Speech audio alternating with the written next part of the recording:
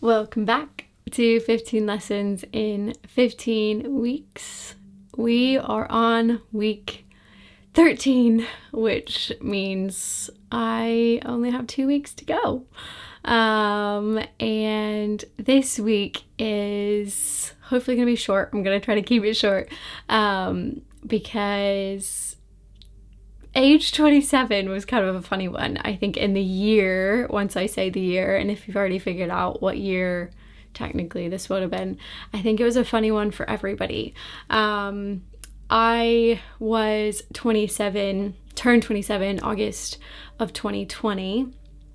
And so this was kind of mid-2020. It was obviously, my 27th year rolled over into 2021, and just a funny year. Just gonna leave it at that, obviously.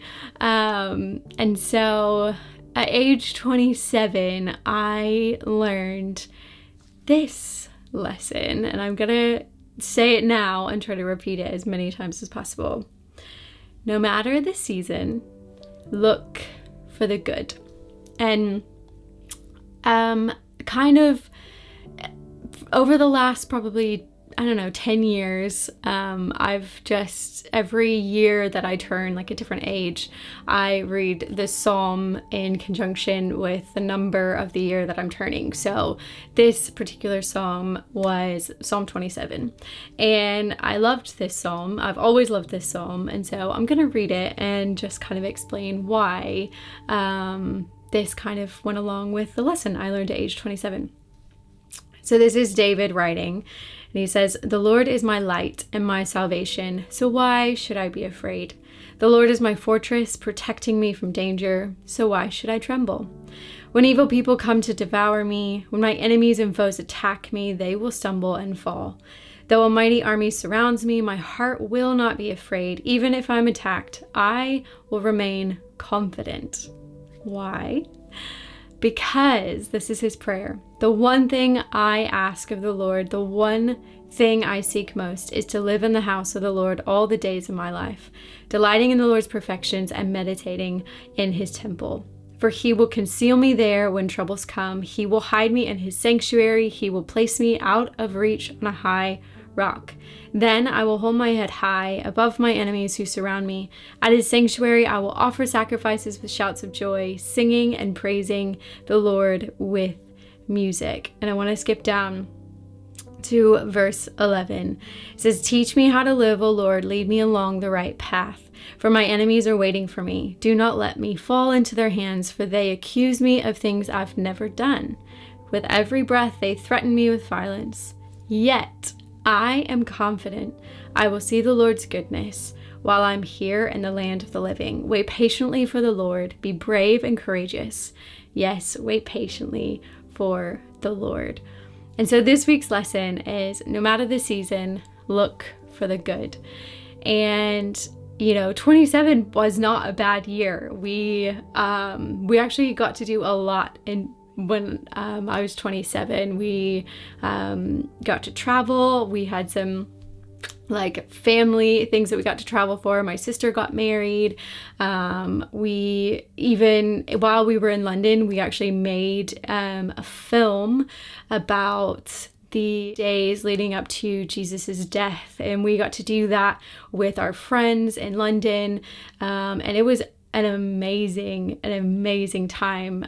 Josh and I got to work on it together with some really close friends of ours that we did. We recorded music for it. We did the costumes. We worked with a friend of ours who helped us write the script. And then obviously Josh filmed and edited the whole thing. And these were all just so... all these little things. It was like these little trips. My best friend came to visit in London, and even though there was a lot going on in the world, there was a lot of uncertainty, there was a lot of things that people were debating about, there were a lot of things that just didn't seem good. The season seemed a bit rocky. However, I remember in that time, many times, whether it was in my prayer time with the Lord in the mornings or whether it was just thinking through some of the things I was seeing, I do vividly remember this, even though this was almost 3 years ago now. It was just like the Lord kept reminding me, like, look for the good. Look for the good in the world. Look for the good of the situation, even though there were some tricky kind of, topics, and there were things that Josh and I were having to kind of figure out about our future together. And it was just constantly God just reminded me, look for the good. And, this verse, obviously we know, the verse very well. The one thing I ask of the Lord, the one thing I seek is to live in the house of the Lord all the days of my life. Beholding him, looking at his beauty. But the one verse that I do also love in this chapter is, yet I'm confident I will see the Lord's goodness while I'm here in the land of the living. And so that's just my encouragement for you this week, is no matter the season, look for the good, because it is there. There is good in every season, even if it's a little bit, even if maybe the whole entirety of your season looks bad. Ask God to reveal what's good in it.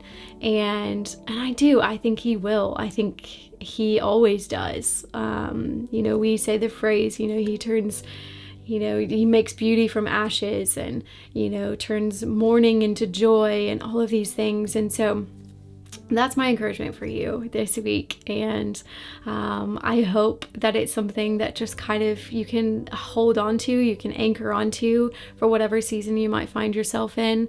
Because sometimes we just need to be reminded that if we hold on to Jesus, if we hold on to the Lord and we truly behold him, we look at him, and David wrote this in a season of trouble. Like, this was written when he was, in a troubled season. Obviously, he's talking about his enemies surrounding him and all of these things. But he was still so confident that God was good and that the Lord was good. And so, I pray that you would find the good in whatever season you're in. And if you're in a good season, amazing, enjoy it, and make the most of every season you find yourself in. So join me next week for week number 14. This will be age 28, so this is only just a couple years ago. And in a few weeks' time, I'll be finished. So until then, have a good week. See you next time. Bye.